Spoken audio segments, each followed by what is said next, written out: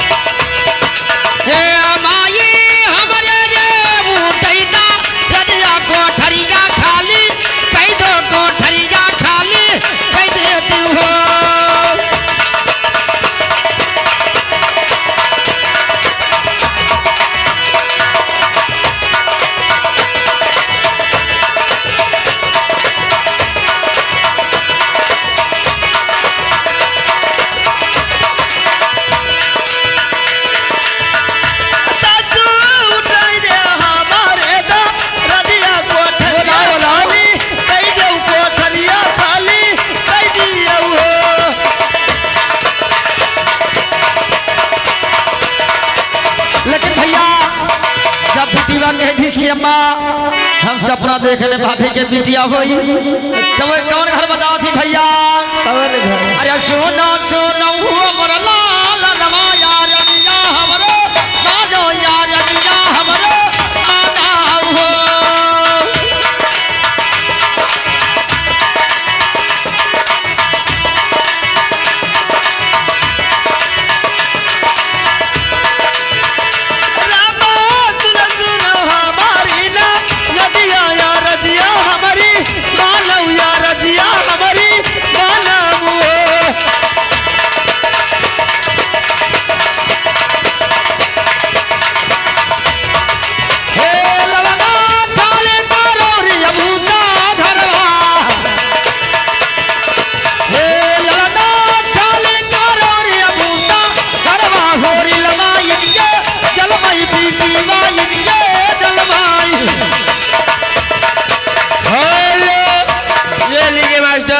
राम केवल भैया तकिया के रहने वाले। अच्छा 11 रुपया दे रहे। बेटिया के 900 रुपये के कौनो करा करो कहरा बढ़िया सुधा दीजिए। अच्छा हे गुड्डू कम्बा तब बूढ़ा अपने छोटी लड़ी को का कहा थी बेटा मूसा के घर खाली कर दो अब बहू रानी के बिटिया हो वाली।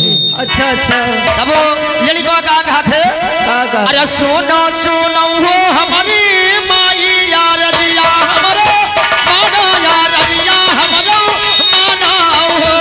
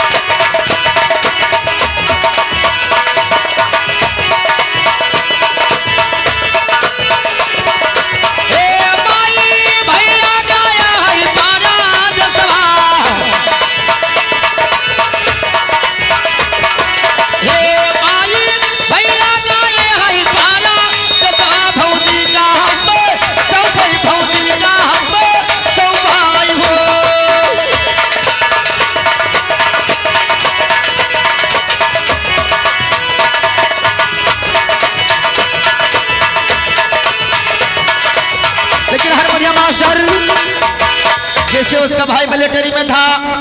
कैसे? और देखे अगर भैया मैं जा रहा हूँ, कोई बात होना तो अपने भाभी को देखना। क्या होता है? तो क्या होता है, लेकिन देखिए लड़का अपने माँ का कहा जरूर से मानता है। भैया भूसा वाला कोठरी खाली करे लागत है। अब भूसा में तो कुकुर बिलार भी आते हैं, लेकिन उनके बेचारी करम नहीं टेढ़ रहा। लेकिन कैसे? अरे आका खाची भरे दूसरा खाची भरल है दूसरा खाची हराई हो।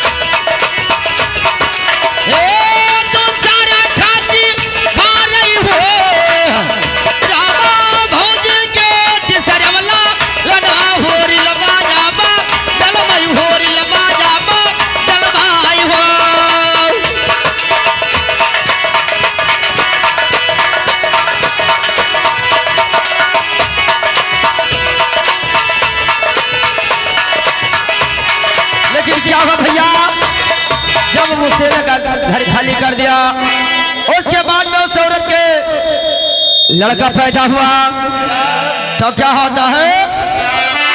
अरे पीवा खो मैरी पारा दस माहलिया अपने पहुंचाई माहलिया अपने पहुंचाई हो।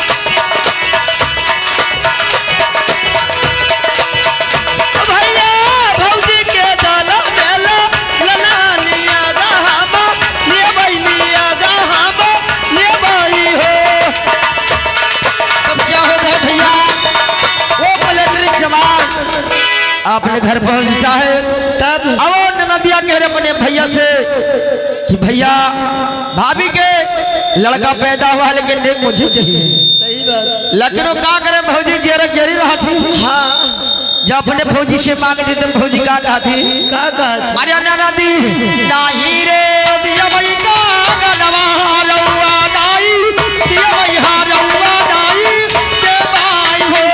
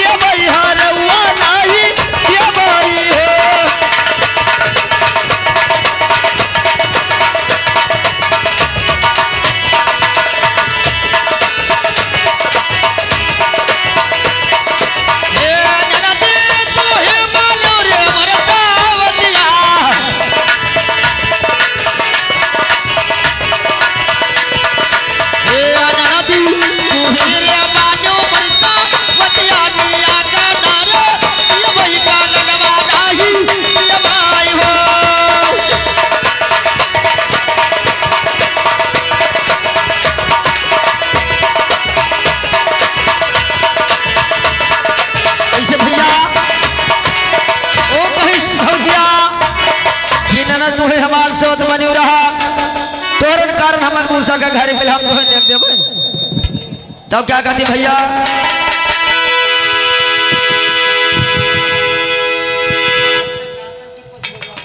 हेलो